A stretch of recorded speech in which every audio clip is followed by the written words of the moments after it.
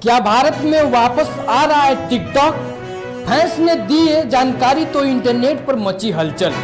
भारत में 5 साल पहले बैन हुआ टिकटॉक एक बार फिर सुर्खियों में है। कहा जा रहा है कि टिकटॉक भारत में वापस आ रहा है। एक रिपोर्ट के अनुसार 5 साल पहले भारत में बैन किया गया चीन का वीडियो शेयरिंग प्लेटफॉर्म टिकटॉक अब भारत में वापस करता दिखाई दे रहा है। ऐसा इसलिए क्योंकि कुछ यूजर्स ने बताया कि वे टिकटॉक की वेबसाइट एक्सेस कर पा रहे हैं, जिसमें भारत में टिकटॉक की संभावित वापसी की अटकलें तेज हो गई हैं। हालांकि टिकटॉक ऐप अभी भी गूगल प्ले स्टोर और एप्पल के ऐप स्टोर पर उपलब्ध नहीं है। बता दें कि सुरक्षा चिंताओं का हवाला देते हुए सरकार ने जून 2020 में भारत की टिकटॉक पर प्रतिबंध लगा दिया था।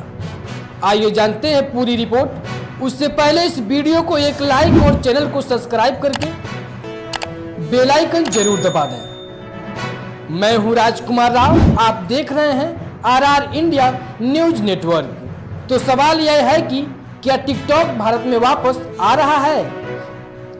हालांकि भारत में शॉर्ट वीडियो ऐप की वापसी पर टिकटॉक या इसकी मूल कंपनी वाइडांस की ओर से कोई आधिकारिक पुष्टि नहीं हुई है, लेकिन वेबसाइट की वापसी ने फैंस की बीच उत्साह की लहर पैदा कर दी है। हालांकि कुछ यूजर्स ने एक्सेस कर पा रहे हैं कि बताया कि वेबसाइट उनके लिए उपलब्ध नहीं है, जिसमें भारत में टिकटॉक में चरणबद्ध तरीके से शुरू होने का संकेत मिलता है।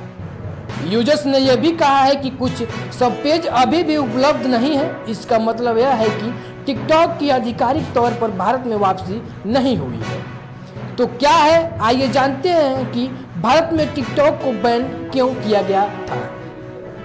5 साल पहले जून 2020 में प्रधानमंत्री नरेंद्र मोदी के नेतृत्व वाली केंद्र सरकार की टिकटॉक समेत कई अन्य पॉपुलर चीनी ऐप बैन कर लिया गया था। सरकार ने उस समय देश में शेयराइट, एमआई वीडियो के कॉल फैक्ट्री और कैंप स्कैन में समेत 59 चीनी ऐप पर बैन लगा दिया था। केंद्र ने टिकटॉक के साथ अन्य ऐप पर बैन लगाने का कारण राष्ट्रीय सुरक्षा और संप्रभुता के लिए खतरा बताया था। बता दें कि उस समय भारत की टिकटॉक के लगभग 200 मिलियन यानी 20 करोड़ यूजर्स थे। इस ऐप के बारे में माना गया है कि यूजर्स के डेटा को चीनी भारत के साथ शेयर कर सकता है। भारत के इलेक्ट्रॉनिक और आइडेंटिटी मंत्रालय ने अपने बयान में कहा था कि ऐप भारत की संप्रभुता और अखंडता और राष्ट्रीय सुरक्षा के लिए खतरा है। यह चिंता चीन के डेटा शेयरिंग कानून से जुड़ी थी, जिसके तहत चीनी ऐप सरकार के साथ डेटा शेयर करने के लिए बाध्य हो सकती है। 2020 में भारत और चीन के बीच गलवान घाटी की सैन्य संघर्ष हुआ, जिसमें 20 भारतीय सैनिक मारे गए थे। इस घटना के बारे में दोनों देशों के लिए तनाव बढ़ गया, जिसके परिणाम स्वरूप भारत ने चीनी ऐप पर बैन लगाने का फैसला किया।